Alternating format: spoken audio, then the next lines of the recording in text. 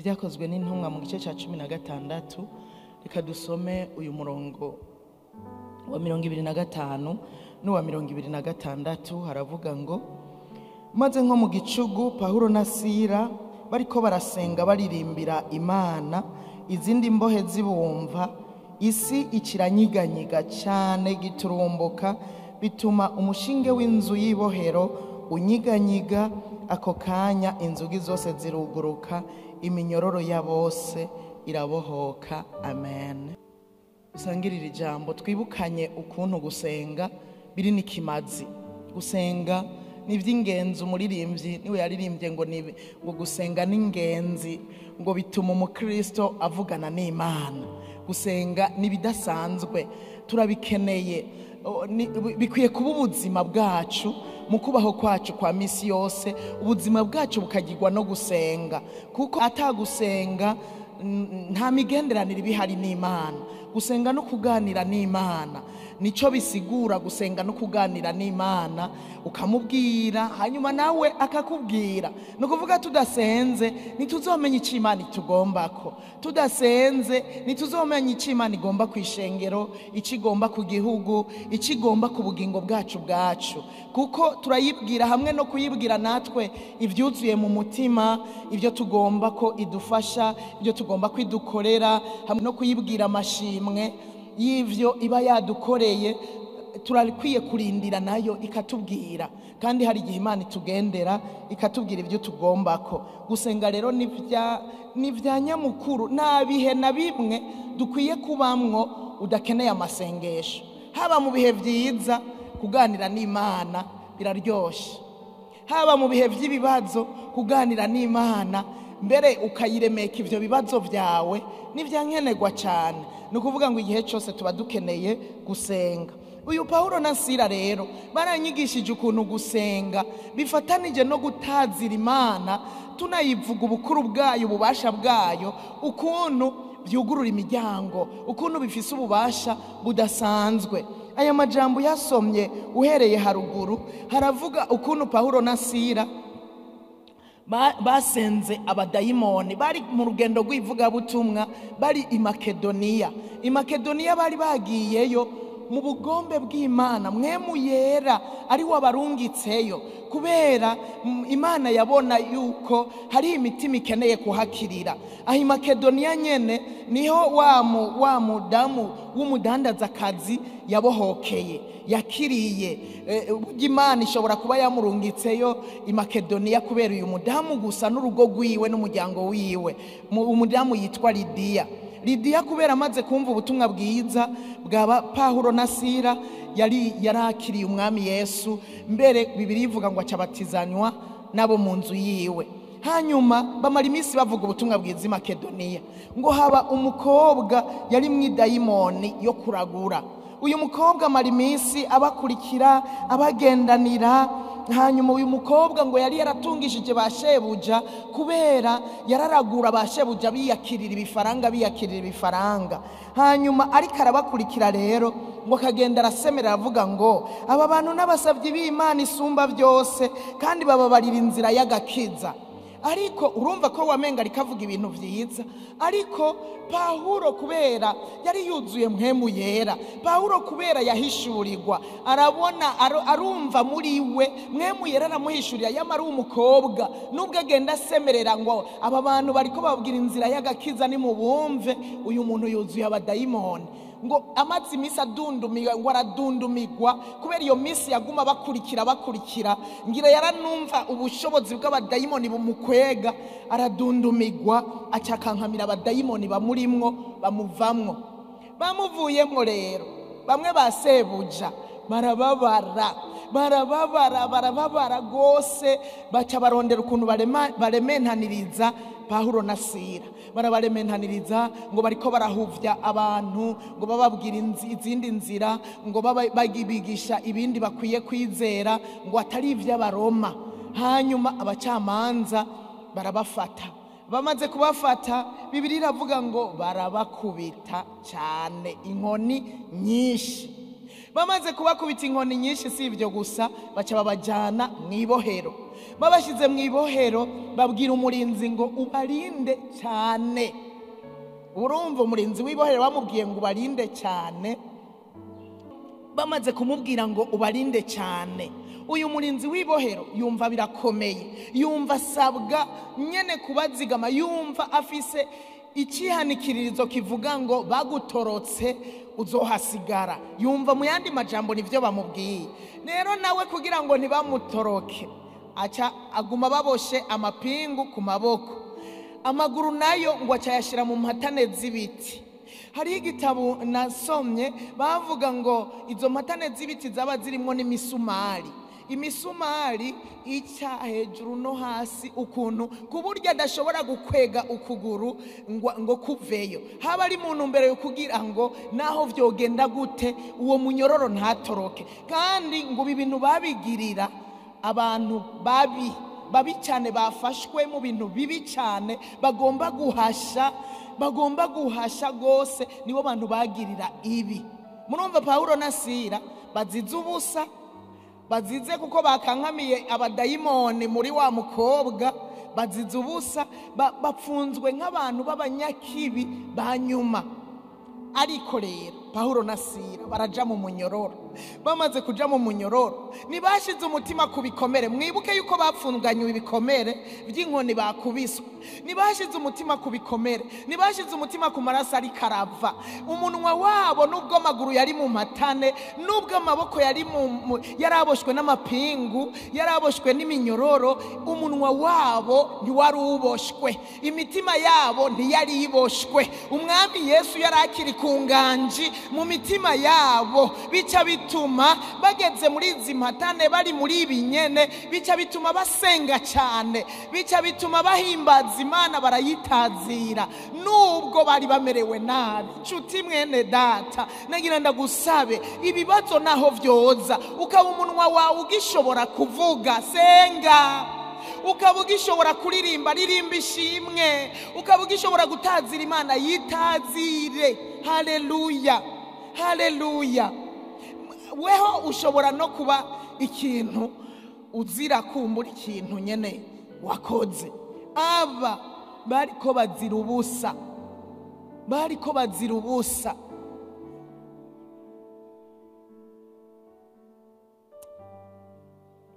Hari igihe cyamfata igicapo nkiha iyi image y'inkoni bari bakubiswe, nkiha iyi image baboshwa amaboko, nkiha image n'amaguru ari mu mpatane batabuja, ariko buzuye ishimwe, ariko buzuye amasengesho. Mbega ari wewe woririmba cyane, woririmba. Jewe nca nibaza, jewe ndibaza ndahageze pe ngaha nkavuga ari jewe, mbega yaba jewe nari kuririmba ishimwe canke nari guca nsenga nti Mana nahamagaye ugasohora abadayimoni muri urya mukobwa, ndasenza amaboko yose yankubise acika. Ivyo nivyo nibaza, mbega ubwo siko nari guca nsenga? Wewe wari kubigenza gute? Uwo ni jewe ndiko ndibaza. Amaboko bari bafise ububasha,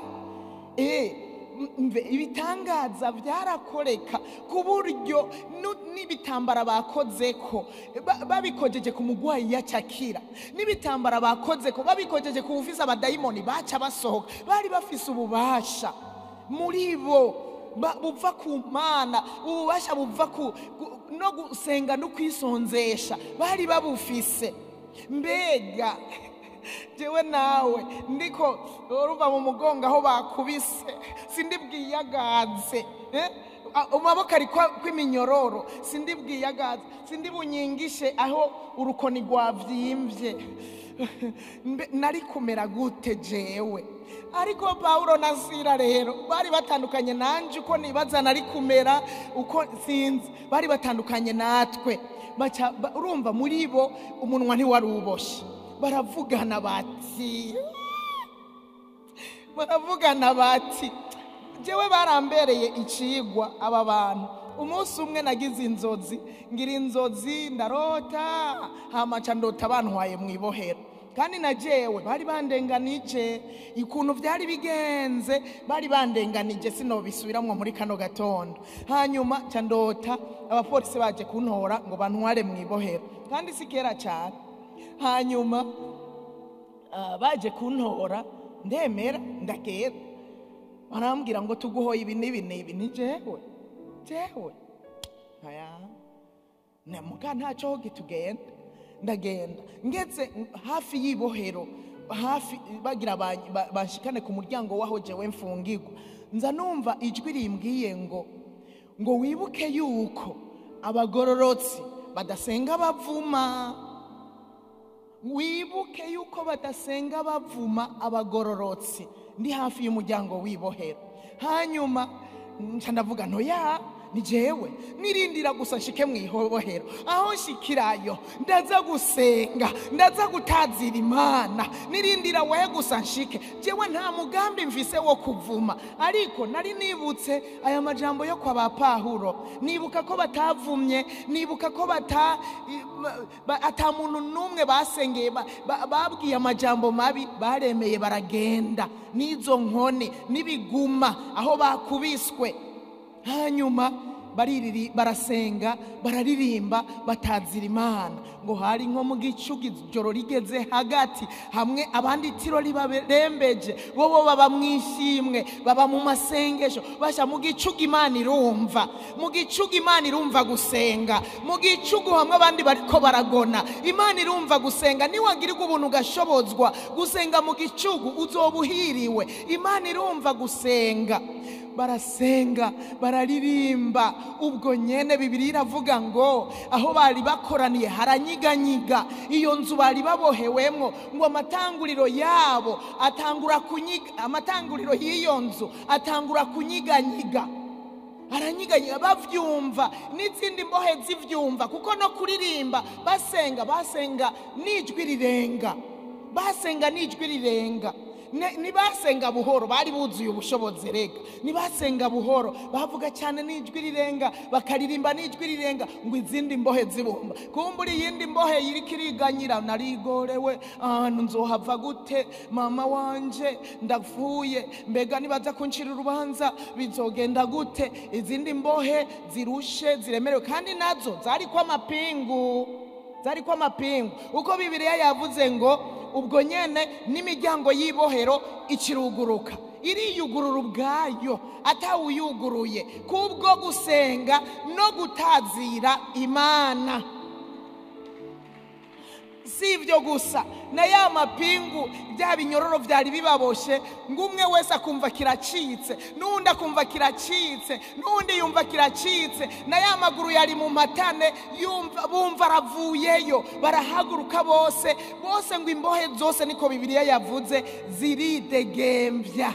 Haleluya, ziridegembya. Amasengesho ya Pawulo na Sila acabohora imbohe zose hemwe, acabohora imbohe zose. Icoma abadukikuje bakabohoka ku bwacu, abadukikuje bakabohoka, ivyari bibaboshe bikabavako ku bw'amasengesho yacu. Icoma inzugi zikiyugurura ku bw'amasengesho, ivyari vyugaye iwawe kubwo gusenga bikuguruka, ivyari vyugaye ku bw'abandi kubwo gusenga bikuguruka, ivyo wagerageje bikanka kubwo gusenga bikuguruka, ivyo abantu bakuzibiriye ngo ntubishikeko, ngo ntuhagere, kubwo gusenga bigiye kuguruka mu izina rya Yesu. Wewe senga gusa, wongera ushima Imana, senga wongera utazira Imana. Ico ni kimana itugombako, nitugombako kuvuma, nitugombako kwidodomba, nitugombako kuvuga amajambo mabi, itugombako gusenga, gutazira Imana, kuyihimbaza, kuyishira hejuru. Ibindi Imana itayikorera, imiryango igaca yuguruka. Ivyari vyaranse ukabona birakunze, aho wari waradepoje ukabona baraguhamagaye. Ingwara yari yaranse gukira ukisanga wakize. Abari barakwimye ibi na biriya bagaca baguhamagara, bimwe wasaba ingo ndabiguhe. Erega birashoboka, hamwe no gusenga no gutazira Imana birashoboka. Haleluya, haleluya. Aha hantu harandyoheye cyane, numvise nongewe guterwa intege n'ibijyanye no gusenga. Dusenge Imana izobana natwe. Si ibyo gusa, ibitangaza byakoretse, si ibyo gusa. Wa murinzi w'ibohero sinzi ukuntu agangabutse, abona abanyororo bose bariko baridegembya, abona umuryango w'ibohero wugurutse, arakoma induru ati ndagowe, aca sokora bayonete yiwe kugira ngo yicumite. Ariko Pawulo arasemerera ati ndagusavye niwigirire nabi, twese turi hano. Niwigirire nabi, nta numwe yavuyemwo, twese turi hano. Imana yakoze ibitangaza, twese turi hano kugira ngo mubone ko Imana ishobora byose. Niwigirire nabi. Uwo murinzi w'ibohero aratangara, arumigwa nyene, acarabitunganya, ariko acarahamagara Pawulo na Sila, arabatwara muhiriwe ngo agenda kubakanda shazanguma, arabavura ibikomere, arabavura, ariko acarababaza ngo none ngire gute, mbonye ibi bintu Imana ikoze ngire gute, mumpanuye ngo ngire gute. Pawulo aramubwira ngo niwizera umwami Yesu urakira, mwe nabo mu nzu yawe. Hanyuma Pawulo na Sila barabasengera nabo mu nzu, mbere ngo baca barabatizwa. Erega ngo babatijwe muri iryo joro nyene, hajya mu ijoro n'ivyiza birakoreka. Usomye hariya hirya, babatijwe muri iryo joro nyene ku murongo wa 33 baciye babatizwa. Ngo muri ico gihe nyene c'ijoro arabajana, abuhagira inguma z'inkoni, acarabatizwa hamwe n'abiwe bose muri iryo joro nyene. Baja mwijoro naho Satani akora n'ivyiza birakoreka. Mwijoro ibitangaza, abandi habana habari mu gisagara, b'Abaroma n'amafyeri n'iki, habana habari uwo bacungishije ngo abarinde cyane yamaze kubatizwa kera, niba ari mu byo kubatizwa nabo mu rugo rwiwe, uwo bahaye ngo abacunge, ariko abavura inguma, ariko arabagaburira, ariko arabagirira neza. Ariko b'Abaroma iyo bari bategwa n'ubwoba, baratinya, ngo batumako wa murinzi w'ibohero ngo Pawulo na Sila ngo nubarekure bagende muri iryo joro nyene. Muri iryo joro Imana ikirorohereza wa murinzi. Erega wa murinzi byari kumugora, nubwo yari yabatijwe byari kumugora, ariko Imana ikirabikora byose neza, ikora ku mitima ya b'Abaroma ngo babwire ngo Pawulo na Sila ngo barekure. Pawulo acarihagararako, muturekura tujahe, mwaduhoye ubusa kandi turabaroma, nitugenda nimubanze muducira urubanza neza, mwaturenganije kandi turabaroma. Babacamanza bumvise ngo nabaroma, noneho barushiriza gutinya, ngo barabinginga bati turabasavye mugende, muzoba mukoze. Haleluya. Gusenga bifatanije no gutazira Imana. Amfete gusenga bifatanije no kuvuga Imana ikiri, ububasha bwayo, inkomezi zayo. Mana ushobora byose, Mana atakikunanira, Mana ufise ububasha mu ijuru no mu isi. Mana bagaca babiririmba, bakongera bagasenga. Byarabohoye abantu benshi, byarakijije abantu benshi, mbere no gukizwa abantu barakizwa. Erega na babandi babonye ico gitangaza, harimwe abakijijwe. Mwibaza ngo vyagiye uko? Harimwe abakijijwe. Basha dusenge, tumenyere gusenga, ariko kandi tuze turatazira. Uri kurasenga uze uribuka Imana ikiri. Imana izenya akaririmbo ko kuyishira hejuru,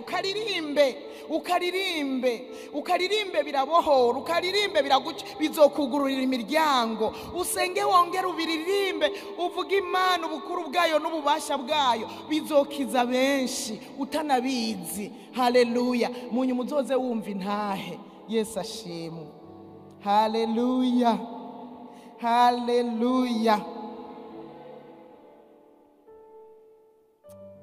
Muve hasi dusenge. Ntawo bibandanye byo gusenga biraryoshe. ibyo gusenga biraryoshe, tubishishikare, tubikorane umwete n'ishaka. Ndazi neza Imana izokora byose neza. Nukuri hari ugusenga nta kinanirana, byose birashoboka. Data mu izina rya Yesu, turagushimiye cyane kino gitondo ciza. Ni igitondo c'umugisha, ni igitondo kidasanzwe, watugiriye neza. Twebwe twashoboye kubyukira imbere yawe, n'abariko baratwumviriza bose ubahezagire. Nabo nyene burya twabanye muri ubu buryo nyene. Mana nuhabwe icyubahiro, ugira neza, urashoboye, umwami w'abami, icyubahiro ni icyawe.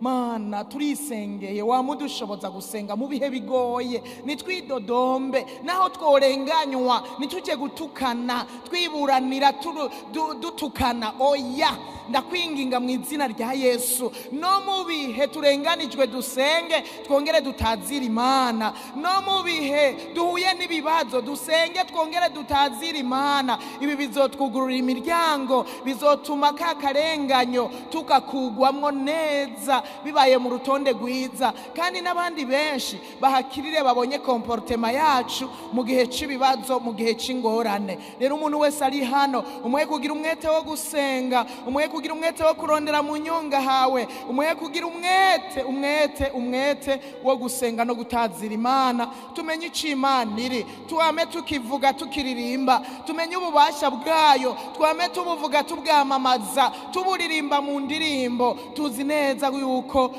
uzobugaragaza ugakora ibitangaza. Nuko urakoze, turagushimiye. Uyu munsi wa mbere utangurindwe, ujane n'uyu mwene data ibyo agiyemwo byose azigamwe nawe, arindwe nawe. Uturinde wamo, bushira umurinzi ku miryango y'akanwa kacu. Ndakwinginga urinde imiryango y'iminwa yacu, nitugire icyo tuvuga kidahuye n'ubugombe bwawe, nitugire icyo dusohoresha akanwa kidahuye n'ivyo ugomba. Ndakwinginga urakoze, ubane natwe, utugirire neza muri byose mwami. Nuko izina ryawe rihabwa icubahiro, izina ryawe rishigwe hejuru. Uri Imana nziza, uri Imana igira neza. Amaraso Yesu atwikira umuntu wese, hanyuma ibyo ugomba bikoreke kuri uno munsi, mu izina rya Yesu Kristo, amen.